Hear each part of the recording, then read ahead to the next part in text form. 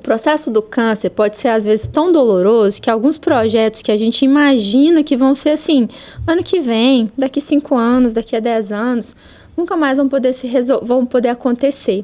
A conversa hoje é uma história maravilhosa sobre superação, sobre passar por um processo desafiador que é o câncer, mas se tornar imortal, colocar isso escrito, colocar a sua história no papel e fazer disso um movimento que faz as pessoas pensarem sobre a importância de viver hoje, de viver o que tem, é o famoso o que temos para janta. Vamos lá, vem com a gente conhecer a história linda da Gabriela até o final, que eu tenho certeza que vocês vão se emocionar e vão ter detalhes muito importantes dessa história que vão ressignificar a sua história também.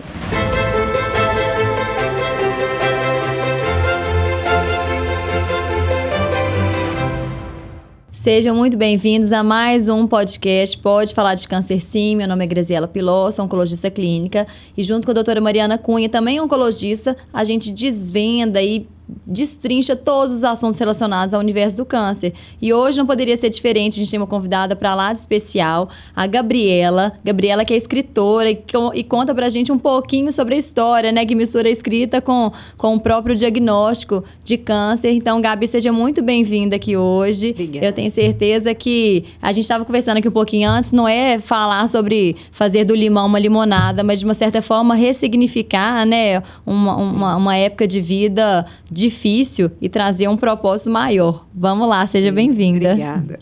Ô, gente, que história legal. Eu tô aqui, eu comecei contextualizando de que às vezes a gente, nesse podcast, Gabi, tem uma coisa que a gente bate o martelo assim, eu já perdi as contas de quantas vezes, da importância de viver o hoje. Sim. E às vezes o hoje é tão significativo, né? Assim, o que a gente vivencia ali, que escrever é uma catarse, né? Você colocar tudo ali que está vivenciando. E a gente estimula até esse ato em algumas pessoas para tentar ver se melhora um pouco até o reconhecimento do processo que está vivenciando. Então, aqui às vezes hoje, até uma terapia, né? Hoje a gente tem terapia, né? Da Gabi, muito além de um diagnóstico, muito além, né? Muito além. Muito além. Conta pra gente como é que foi esse processo seu, Gabriela. Isso que você falou sobre escrever, né? É interessante que eu não sabia, né? Mas escrever o livro foi um grande processo de cura para mim. Porque reviver, né, tantas coisas, não só da doença, né, mas da minha vida em si, foram processos que eu pude me acolher quando lá atrás eu não pude fazer isso, e enxergar mesmo, né, os relacionamentos, a vida, as pessoas e tudo que eu passei de uma outra forma, realmente ressignificando tudo que talvez naquele momento eu não tivesse maturidade para entender, né? Eu acho que escrever é uma terapia, não é? Não, a gente, certeza, né? sim. Eu acho que falar e escrever. E não só para mim, mas para quem tá em volta também, assim, o processo ele vai para todo mundo. Beleza, e vamos voltar então. A Gabi hoje tá aqui, eu quero voltar na Gabi de 16 anos. Conta pro povo aí quem é a Gabi, como é que foi esse 16º aniversário aí que mudou a vida para sempre. Na verdade, eu tava com 16 anos, né, perto do meu aniversário de 17. E aí eu senti umas dores, né, na região atrás, assim, sei lá, parecia no rim. E eu acordava de madrugada com dores e tudo mais, não sabia o que era. E aí eu fui ao médico, um clínico geral, ele falou, não deve ser nada não, mas vamos fazer um exame para ter certeza. E eu ia viajar no dia seguinte ao exame, no sábado, eu fui numa sexta-feira e o médico começou a me perguntar, tem febre? Emagreceu? Fez isso? E eu, não tinha nada, né? Pelo menos eu não percebia nada. E aí ele falou, olha, não viaja, eu vou liberar esse exame pra você hoje, amanhã, pra você levar pro médico. Aí, fiquei assustada. Meu pai falou, falei, pai, eu quero muito viajar, né? Eu tava com 16 anos. Gente, 16 anos não pensei em nada, pra praia, né? Aí meu pai falou, então vou deixar você decidir. Aí fui dormir na casa da minha avó e aí eu tive uma noite muito ruim, né? Pedi pra Deus, falei, Deus, me dá um sinal se não for pra eu ir. E eu tive uma noite péssima e no outro dia eu falei, pai, eu não vou. Aí meu pai respirou aliviado, assim, né? E aí começou, né? Eu descobri, eu tava com um caroço no pescoço. E aí fui fazer biópsia e todos os... O processo começou, né? É até engraçado que aí, um mês depois foi meu aniversário. E eu tive uma festa surpresa, né? Porque eu tinha acabado de ter o diagnóstico. Nossa. Então, todo mundo achou que eu ia morrer, né? É o Nossa, último aniversário. E tô aqui, eu comemorando 40 anos. Olha, É legal. Mas foi bem interessante, assim. E quando te contaram, é um câncer, porque assim, aos 16 anos, tem muita gente que nem sabe o que é câncer. E assim, há 20 anos atrás, né? A gente Pior tem que considerar ainda, que tem né? muito tempo, né? Assim, eu nem lembro, assim, exatamente, porque eu acho que nem me contaram isso. Eu comecei a ir aos médicos e eu lembro que eu procurei a palavra oncologia no dicionário, porque eu não sabia. Eu pensei, gente, o que será que eu tenho? Ninguém fala, né? Meus pais não conseguiam falar. E aí eu procurei no dicionário. Eu falei, putz, é sério esse negócio. E aí eu tava no 3º ano na escola e aí um colega meu falou assim, não preocupa não, só preocupa se te falarem a palavra quimioterapia. Aí eu falei, nossa... Mas é exatamente isso que eu quero fazer. Gente, mas eu fico pensando realmente o nível de informação há 20 anos atrás. Porque a gente que tá agora... a gente que tá agora nesse adolescente, hoje em dia está nas redes sociais, na internet, tem muito muita mais até porque... Né? Então você vê dicionário, quem usa dicionário? Eu fazia para casa enciclopédia. Vocês lembram que tinha enciclopédia? Pesquisa, fale sobre as abelhas. Ia lá e... Então, o nível de informação é muito diferente. Hoje você dá um Google, vem. E aos 16 anos, principalmente, porque a preocupação é para onde você vai viajar, com quem você vai viajar, qual que é a próxima festa. Falar que está doente nessa fase é desafiador. Com certeza. Então, assim, eu não tinha muita noção do que era, né? Eu lembro que, na época, a Ana Maria Braga estava também com esse diagnóstico, então estava muito falado na televisão. E eu só pensava assim, será que eu vou perder meu cabelo? Será que eu vou perder... 17 anos, sim, né? Então, claro, na adolescência, mas... E aí, né, comecei o tratamento, fiz o primeiro protocolo, né? Na época foi... Eu nem entendia bem, né? Eu fazia tratamento a cada, não sei, 21 dias. Passava bastante mal, assim, mas tinha um espaço, voltava, achava que ia ser só aquele. Pronto, fim, acabou. Não foi bem assim. Não era bem assim. Né? O que aconteceu depois? Então, aí depois de um tempo, né, eu não lembro bem, assim, mas eu acho que eu voltei a sentir algumas dores, exames de rotina, e aí a doença voltou. Na verdade, eu nem sei se ela foi, né, mas voltou a aumentar. Não sei se tava ali ainda. E aí, assim, desde então eu fiquei nesse processo, né. Aí vem uma quimioterapia mais pesada, e aí fiz todos o processo, aí... Daí a pouco faz exame, a doença ainda tá aqui, aí vai mais uma mais pesada, e aí eu fui, assim...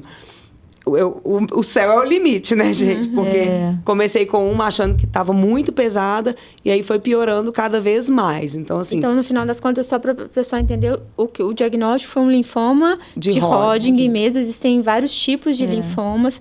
É legal esse esclarecimento, Gabi, porque a gente, às vezes...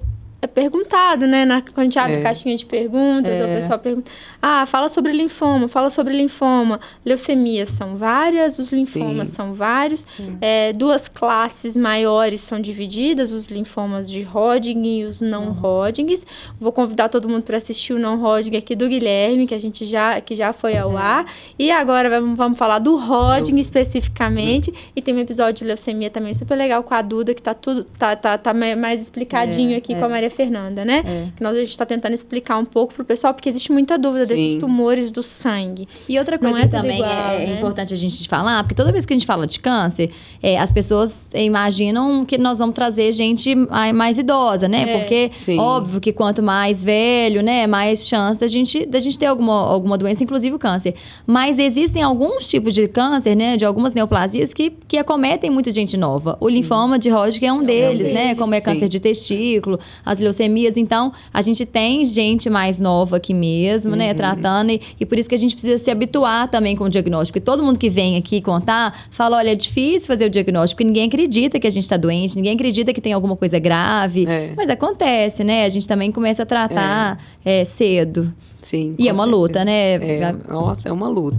E assim, o diagnóstico é um tabu, né, gente? Assim, as pessoas, quando não tem muito conhecimento, principalmente, qualquer um que seja, né? Primeiro que já coloca o câncer todo num pacote só. Né? Então, tudo câncer vai morrer. Acabou. É isso.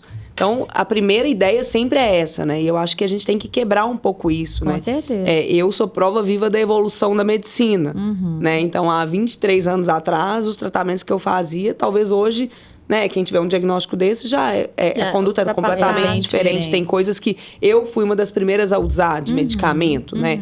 Então, eu também tô aí fazendo testes, né? Claro. E me conta, como é que era, assim, essa sensação de adolescente, né? No auge dos hormônios, do pensamento em outras coisas. E começar um tratamento e, de repente, descobrir que tem outro. Como é que ficou a cabeça nessa hora? É bem frustrante, né? Porque você pensa assim, vou fazer e vou melhorar, e aí vem e não melhora, e aí você acha que você já tá fazendo um tratamento que é o pior do mundo, e aí vem outro que é pior ainda.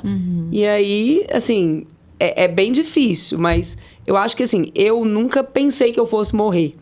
E eu acho que isso ajuda demais, assim. Com certeza. A mente ajuda muito, né? Então, eu sempre tive um pensamento, assim, que eu vou passar e vai melhorar. né? E ainda que eu esteja recorrente até hoje, né? Assim, mas eu nunca me entreguei, na verdade. Eu nunca me Maravilhoso. entreguei. E o que te ajudou nesse processo todo? Qual que foi sua bengala pra te fazer seguir? Eu acho que é a fé. Pergunta.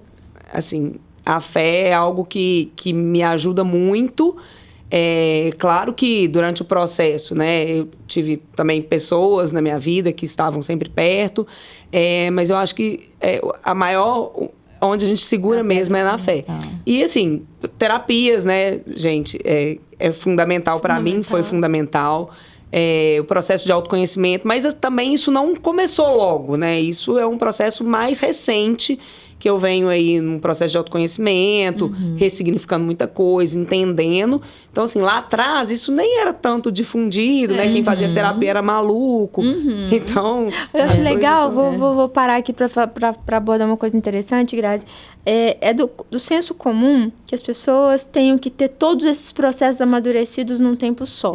Então, quando a gente vai para a rede social e tá lá falando, eu e Grazi, porque tem que fazer exercício físico, porque tem que comer bem, porque tem que fazer terapia, e o sujeito tá no turbilhão, aí ele se cobra nesse momento ter todas essas respostas naquele momento do turbilhão.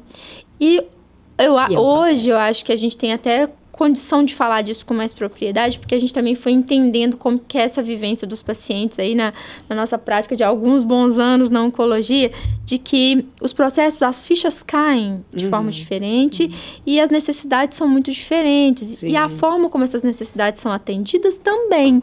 Então, pra Gabi chegar aqui hoje, nos seus 40 anos, e dizer pra mim que foi um processo dos 16 ter o diagnóstico para chegar aos 40 com a cabeça, com essa reflexão de autoconhecimento, nós temos 23 anos que separam uma e outra. E não um processo que tem que ser dito e feito no momento do olho do furacão. É um dia após o outro. E às vezes a pessoa se frustra, né? De achar que a Gabi conseguiu, gente, mas ela aqui com 40 múltiplos anos. E a pessoa tá vivendo hoje, né? A pessoa não viveu lá atrás, tá né? linda, maravilhosa, fala, não é possível, eu tô aqui caco, né? Como é que pode? E eu até tava conversando com o pai da Duda, né? E eu falei isso pra ele. Com 17 anos eu li um livro, né? Que é o Anticâncer, que fala sobre alimentação e tal. Mas naquela época eu não tinha a menor condição de entender o que era aquilo. Eu não tinha condição financeira de ter a alimentação que se propunha. Eu não tinha. Eu não fazia as minhas próprias escolhas. Eu morava com meus pais. E mudar todo um pensamento, porque isso ainda não é difundido, assim. As pessoas não vivem hoje ainda com uma alimentação saudável. Eu fico achando que vivem porque eu já vivo assim. Então, mas quando eu vou em casa da minha irmã, dos meus irmãos, você já vê. Falo, gente, como assim que vocês comem farinha branca o tempo todo? Como é que vocês estão tomando refrigerante de manhã, de tarde, de noite? Então, assim, aí eu entendo que eu tô numa bolha, né? Eu tô nessa minha bolha que eu fui criando ao longo desse processo. Isso não é o natural. Então, essa mudança é uma virada de chave que tem que acontecer e que ela é devagar, ela é demorada, né? E por isso, talvez o discurso de prevenção de câncer seja tão desafiador, Gabi. Sim. Porque prevenir câncer, de uma maneira geral, parte dessa mudança estrutural de hábitos, de visão, né? E a gente está muito pouco adaptado a pensar preventivamente de uma maneira geral, né? Se a gente soubesse que a vida vai dar galope aos 40, a gente começava a aprender a cavalgar aos 15, e né? até porque a gente não tem um resultado rápido, né? Jeito, Se eu ficar uma semana semana na alimentação saudável, eu não vou ver uma mudança no meu corpo, eu não vou ver uma mudança na minha saúde. É muito a gente pouco, vive de imediatismo, né? Sim. Então, eu quero que o que eu fiz hoje, eu tenha algum norte para amanhã. A rede social, acho que a internet. A gente, quando começou a internet, tinha internet de escasso, tinha que ficar lá esperando, né? O troço fazer... Sim. Hoje, se demora 30 segundos, você fala, meu Deus, que internet é essa? Então, é o mundo de ontem. Então, essas mudanças e essas principais mudanças que todo mundo deveria fazer e que usualmente o paciente oncológico faz, exige um tempo para se mostrar, né? E a gente tem que ter essa consciência disso. E esse é o problema, né? Então, quando eu vejo hoje, é um processo que eu comecei há 6 anos atrás. Que aí foi um dia de cada vez, um dia vai, um dia não consegue. Posso fazer uma pergunta? Você tinha vergonha de falar que você teve câncer? Olha, eu não sei se vergonha era a palavra, mas eu não falava. Assim, é porque é um tabu, né? Assim, eu até achei muito interessante o nome, pode falar de câncer sim. E eu tava falando, eu não falo a palavra câncer, eu falo, eu tenho uma doença, eu faço um tratamento. E eu não sei se é minimizando, porque... Pra você ou pros outros, né? Talvez. E assim, as pessoas que estão ao meu redor hoje, a maioria nem sabe que eu trato. Agora sabe porque eu tenho no livro. Tem o livro. Mas eu trato a cada 15 dias. Então, assim, as pessoas veem vida de Instagram, que viajando, fazendo coisa boa. Então, assim, as pessoas não têm essa noção. E aí, quando eu falo, eu faço um tratamento e tal, a pessoa pensa... Nem sabe o que é o tratamento. É um tratamento de imunoterapia que eu faço, que tem efeitos colaterais hoje infinitamente menores do que tinham na quimioterapia. Mas eu tenho os efeitos de longo prazo, que eu já tive, que tem que ter vários outros cuidados, né? Eu tô perguntando isso porque eu acho que quando você diz pra mim, Gabi, muito além de um diagnóstico, eu faço uma leitura... Eu vou ler o livro todo, tá, Gabi? Quero ler, tá? Mas, assim, a minha leitura, minha percepção, acho que... concorda com vários discursos que eu ouço, do tabu da palavra, do momento do enfrentamento, da sua fragilidade, do quanto a gente é além do câncer. Isso. E eu acho que quanto é realmente além do diagnóstico. Porque para vir aqui escrever, né, nesse momento, tudo isso, essa catarse aqui, colocar sua história aqui no papel, e vir para a rede social e contar e falar abertamente... Tem um processo de autocura aí muito grande. A maioria das pessoas não tem. E uma coisa que eu acho que é muito interessante, eu até falo isso no livro, é assim, como eu nunca me entreguei, né? Então, eu sempre fui vivendo. Então, criou aquela coisa, você é muito forte, você é muito... Não, gente, eu não era forte, eu só fazia o que eu achava que eu tinha que fazer e não me entregava. Mas eu, em muitos momentos, precisava de ser acolhida, e muitas vezes eu não tive esse acolhimento nem de mim mesma, né? Porque eu não sabia como fazer.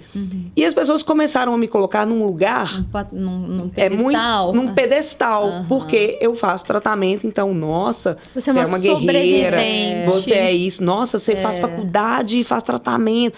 Assim, eu entendo que, claro que não é a doença, ela acaba validando, né, a gente de viver aquele momento e de não fazer as coisas. E eu sei que não é todo mundo que dá conta e tá tudo bem também, né? Quando eu fazia faculdade, eu fazia uma quimioterapia que durava 10 horas por dia, durante 5 dias na semana. Nossa. E eu deixava as enfermeiras malucas para me liberar 6 horas, porque 7 eu tinha aula. Então, assim... Isso também é saudável? Não sei, mas eu tava lá. Eu ficava na aula cabeça baixa, porque eu tava passando mal, não dava conta. Mas eu não queria desistir. Então, eu achava que se eu parasse ali, eu tava parando minha vida e eu não queria que a doença parasse a minha vida. E aí, as pessoas me colocavam, nossa, ela faz faculdade, nossa, ela casou, nossa, ela separou, ela fez isso, ela passou no concurso. Então, assim... é um pedestal que, às vezes, eu ficava pensando, gente, eu que tô alimentando essa doença, porque sem ela eu sou o quê? Olha que loucura, muito bacana essa reflexão. E aí, assim, quando essa ficha caiu, eu pirei. Eu pirei, assim, tem pouco tempo que ela caiu, tá? Porque é como se eu sempre fosse admirada por causa da doença. Porque a doença, na verdade, te dá um up, né? Então, você poderia fazer isso tudo. Né? Mas você já fazer isso tudo já é até muito. Mas fazer isso tudo com a doença parece algo inatingível, surreal, né? Então, assim, quando eu entendi, fala, nossa... E aí? Aí eu buguei, que eu falei, se tirar a doença, eu não sou nada. Nada que eu faço tem validade, nada que eu faço tem valor. E aí foi um processo também de ressignificar, entender. Comecei a falar, então não vou contar pra ninguém que eu tô fazendo tratamento. Vou fazer tudo sozinho. Eu já fazia muitas coisas sozinho, mas agora ninguém vai saber, porque eu não vou dar palco pra ela também. Só que não deu certo, né, gente? Porque aí eu fiz tratamento, passei mal, precisei de ajuda, enfim. Claro. Lógico. Mas é muitos processos que a gente vai vivendo para entender, né? Por que isso está aqui ainda? Por que a doença não foi embora? Por que meu pet... Eu preciso de um pet negativo, é tudo que eu quero. Isso. Né? E assim, é aceitar também, né? Que é o processo e que E olha, tá aqui por algum motivo. é né? validar isso que você está contando, mais do que tudo, porque que fala importante, que fala significativa. Muitos pacientes têm o medo, o receio de que eles sejam só a doença, isso é Sim. fato. Tanto que o medo das pessoas é o coitado, o tadinho. Tem gente que tem o medo da careca, porque na careca ele vai ter que se expor. Na careca nunca ele vai ter. deixei ninguém me ver careca. Olha só, é isso. Então, a gente tenta, né, trazer a reflexão de que o câncer é uma doença crônica, está caminhando para isso em vários cenários.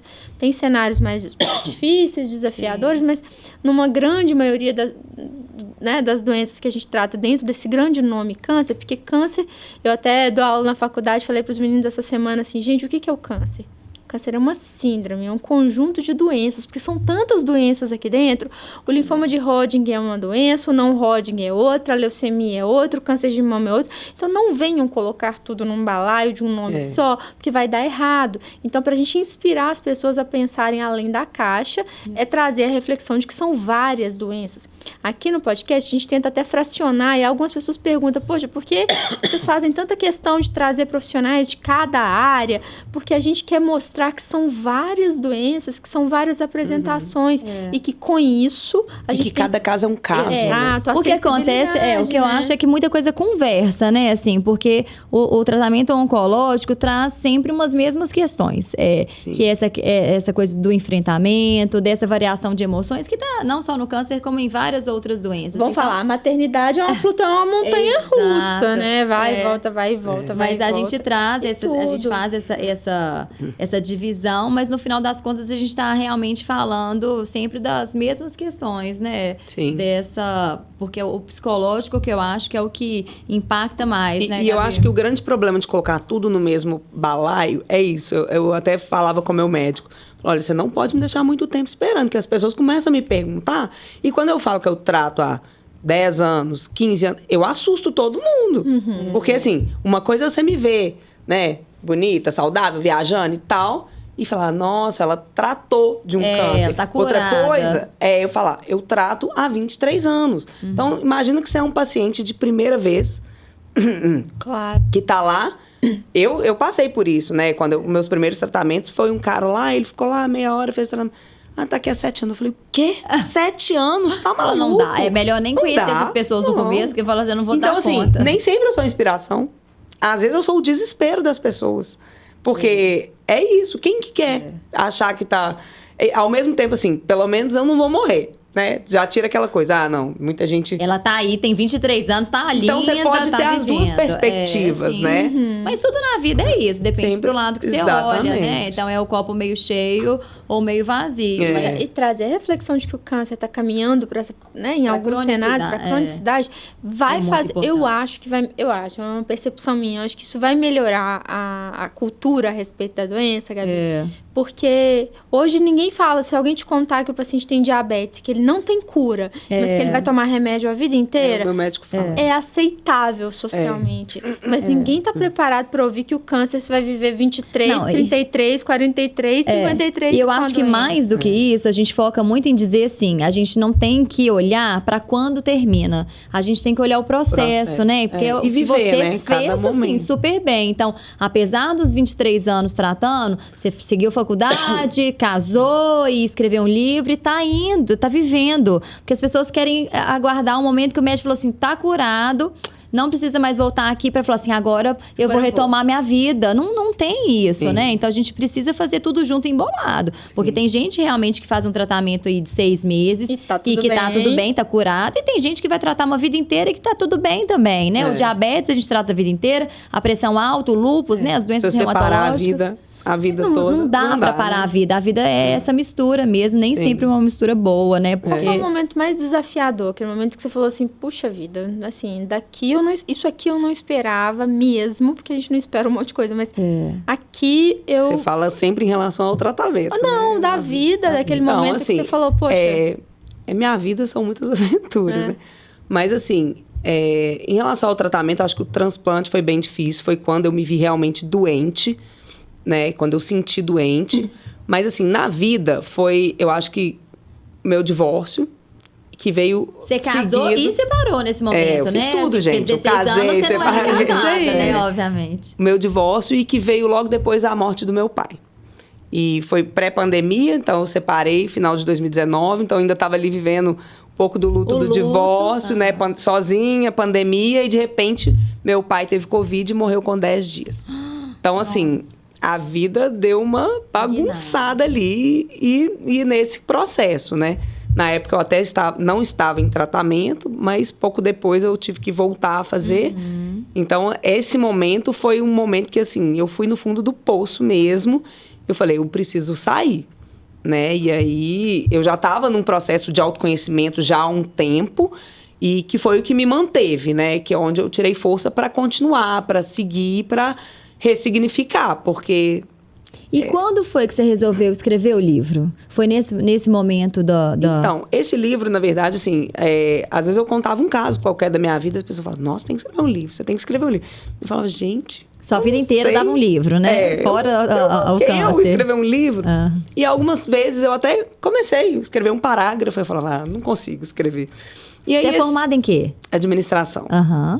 E aí, esse ano, né, eu viajando a trabalho, eu tive um start, assim. Todo ano eu fico pensando no final do ano, gente, eu preciso fazer alguma coisa com isso. Não é à toa que eu tô há 23 anos nessa luta. Tem vários pacientes que têm essa fala, né? Então, assim, eu preciso ajudar as pessoas de alguma forma, porque muitas pessoas me procuram quando tem o diagnóstico, mas é muito pontual, né? E eu, claro, vou lá, ajudo, falo da minha experiência, né? Conto. Né? Mas eu pensava que eu precisava fazer algo que fosse um pouco maior do que isso.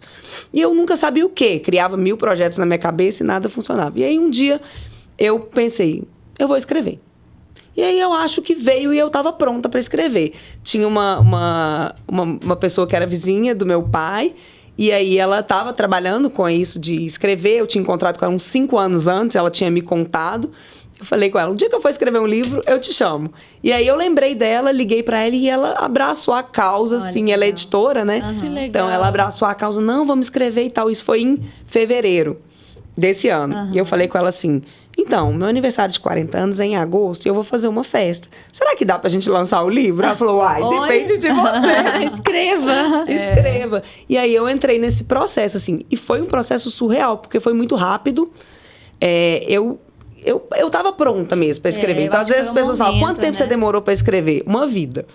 Mas escrever, colocar no papel foi muito rápido. Né? Então, eu vivia assim, eu chegava do trabalho à noite, aí eu escrevia, final de semana. E, assim, alguns processos foram bem difíceis, assim. Eu perdi minha mãe aos 4 anos, num acidente de carro. 4 anos? Jesus! Meu pai ficou viúvo com 3 filhos.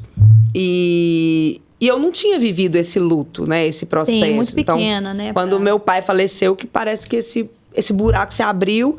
E aí, quando eu escrevi isso, foi muito importante. Escrever, colocar no papel e viver. O final de semana que eu escrevi isso foi uma catarse total, assim. Eu nem consegui escrever mais nada.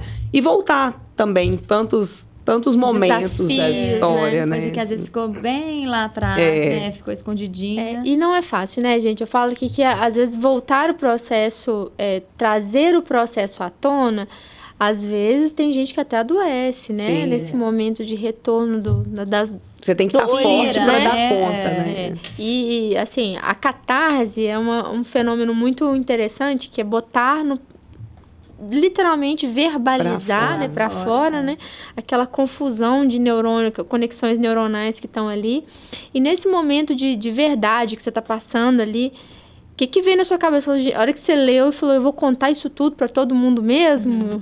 Parou e pensou. Sabe o que eu acho engraçado? Eu acho engraçado é que antes de escrever, às vezes você nem tem a proporção do tanto que foi muito. Não né? tenho. Assim, tanto assim, que você viveu. Exatamente. Você escreve, você fala, puxa vida. Eu falo, nossa, tem a história aqui pra contar, né? História. Realmente, minha vida dava um livro. E, assim, isso é bem interessante, porque quando eu li o livro, porque eu não queria que o livro fosse uma coisa pesada, né? Porque eu queria que fosse algo real, sem romantizar nada, mas que passasse uma mensagem que é exatamente essa, assim, vamos viver o agora. Porque aproveite cada segundo, porque é o que você tem hoje. Você nunca sabe como que vai estar a sua vida amanhã. Você nunca... E assim, viver com uma doença que pode te matar a qualquer momento é uma coisa que... Às vezes as pessoas focam nisso, mas a minha mãe tinha 27 anos, saiu para trabalhar e não voltou. É isso. Ela morreu num acidente de carro. É isso. Saudável, jovem.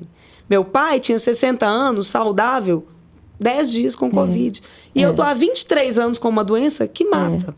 Você sabe que eu acho que é exatamente isso. Porque por que as pessoas não conversam sobre câncer? No final das contas, é porque elas associam câncer à morte. E ninguém quer conversar sobre morte. Mas é uma coisa que todo mundo vai passar, né? Todo mundo vai passar e ninguém sabe quando, né? Então, eu tive vários pacientes. Eu tenho uma paciente super emblemática, porque ela trata há mais de 20 anos um tumor de ovário. E sempre muito desesperada com essa questão da morte. Vou morrer, então todo exame, vou morrer. Graziela, o que você acha? Eu acho que vou morrer agora.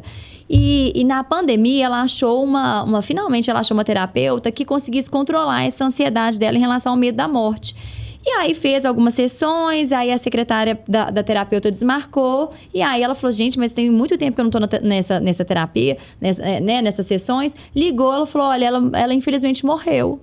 De Covid na época da pandemia. Nossa. E ela falou assim, gente, a pessoa que estava me tratando do medo de morrer, morreu antes de mim. Então, eu acho que é essa questão, assim, a gente não quer conversar sobre morte, mas todo mundo vai passar por isso e a gente tem que aproveitar a vida, porque a gente não sabe definitivamente e não deixar de fazer as coisas, né? Porque eu passei por um processo de maternidade, não a da maternidade, mas viver essa questão da maternidade, da fertilidade ou da não fertilidade, né? Como é que foi, Gabi? Eu queria muito ser mãe. Assim, quando eu tinha 17 anos, ninguém pensava nisso, né, gente? Há 20 anos atrás nem existia. Conversou com você sobre essa questão, nem existia processo de congelamento, né? Quando eu fui fazer o transplante em 2009, eu procurei um médico, porque uma médica falou comigo, olha, esse processo pode ser que você perca a fertilidade. Eu estava com 25 anos, namorava há pouco tempo. Procurei um médico e ele me falou, olha, existe um estudo sobre congelamento e ele conseguiu até me incluir na época, mas por outras questões do tratamento eu não pude participar. E a única opção seria congelar um embrião. Eu namorava, então não era uma opção para mim. Sim. E aí eu falei, tá entregue nas mãos de Deus, se tiver que ser, vai ser. E infelizmente não aconteceu, né? Assim, ou não sei, né? Eu entendi que a vida, a gente pode ser feliz de várias formas. Naquela época eu achava que a única forma de ser feliz era casar e ter filho. E hoje eu tenho certeza absoluta que não é. Não é isso. Legal. Né? Então, assim, foi um processo bem complicado, porque eu entrei na menopausa, né, aos 33 anos. Nossa. Mas eu acreditava ali que eu ia ter, né? Que era possível. Até acredito ainda até hoje, tá? Ainda não duvido. Mas foi quando eu realmente decidi. Agora eu quero. E às vezes os médicos falavam comigo assim, nossa, mas... Porque pro médico, né, é uma gravidez super de risco. Eu sempre em tratamento. Então, eu não tinha um prazo. Só parar de tomar remédio, esperar engravidar 9 meses. Não, poderia vir a doença, eu poderia ter que tratar, eu poderia ter que tirar. Mas eu estava consciente disso tudo, mas era um sonho que eu queria viver. E eu queria fazer isso. Então, aí o médico falou comigo, mas você já pensou que você pode depois ter que tratar e ficar... Eu falei, olha, já, mas minha mãe... Eu só vivi com ela 4 anos e ela não tinha nenhuma doença. Então, assim, não aconteceu pra mim, né? Eu realmente tive essas questões. Ressignifiquei também isso quando eu me separei, né? Porque ali, pra mim, tava desconstruindo tudo, né? A família que eu queria construir, o sonho que eu tinha de ser feliz, que era casar e ter filho, eu tive que também ressignificar isso, que eu cresci acreditando que isso era o único caminho. E hoje eu sei que não é, porque hoje eu sou feliz. Assim, eu aprendi a ressignificar e buscar a felicidade de outras formas e, né, com outras coisas. Eu acho incrível. Tô admirada aqui com consciência, com a sua lucidez. Às vezes a gente se esbarra com a realidade e a gente não sabe mastigar, digerir e fazer disso um processo produtivo, que seja de autoconhecimento, porque nem todo mundo produz um livro, né? Às vezes as pessoas produzem só conhecimento, autoconhecimento. Que já é ótimo. A gente vê isso, que sabe, Gabi? É muito legal isso. Na sociedade é muito comum a gente observar as pessoas fazerem do sofrimento, às vezes social. Vou te contar uma história. Se eu te disser que uma menina que nasceu na comunidade, na periferia, e não tinha dinheiro para comer, não tinha dinheiro para ir para a escola, não tinha dinheiro para fazer isso e aquilo, que lutou, que batalhou, que conseguiu fazer a faculdade, sobreviveu e está na faculdade hoje, é um juiz, é um médico, todo mundo vai bater palma e vai dizer o seguinte, olha... Ela, né, passou por cima disso tudo e ela tinha tudo contra e ela jogou ali. E a gente valida essas coisas como sendo... Valida o sofrimento, né? No câncer, isso tem em várias doenças graves. Eu vou trazer aqui a reflexão para várias doenças que são crônicas. O lúpus eritematoso, doença de Crohn, as doenças autoimunes de uma maneira geral, amiloidose, doenças de depósito. São doenças extremamente desafiadoras porque os processos e os sonhos têm que eles vão sendo adaptados ao momento. E aí... As pessoas validam o sofrimento, validam a doença, validam... Então, tá tudo como você mesmo disse, estou usando as suas palavras aqui. Tudo tá validado, a doença, né, ela te traz num patamar de glorificação por aquilo, por você ter aquilo ali. Mas poucas pessoas têm a capacidade de digerir os processos e fazer disso autoconhecimento de verdade. Assim, a sua fala é muito rica em autoconhecimento. É um processo que tá aí há 23 anos, é processo, não é início nem fim, né? Eu caio bastante. É isso aí. Só que eu acho que o interessante do autoconhecimento é que a gente passa a ser tão consciente que quando a gente volta, né, para um padrão que eu caio, terapia no outro dia. Isso aí. Né? Olha, hoje eu caí naquele padrão, o que é que tá acontecendo, onde que eu tenho que olhar?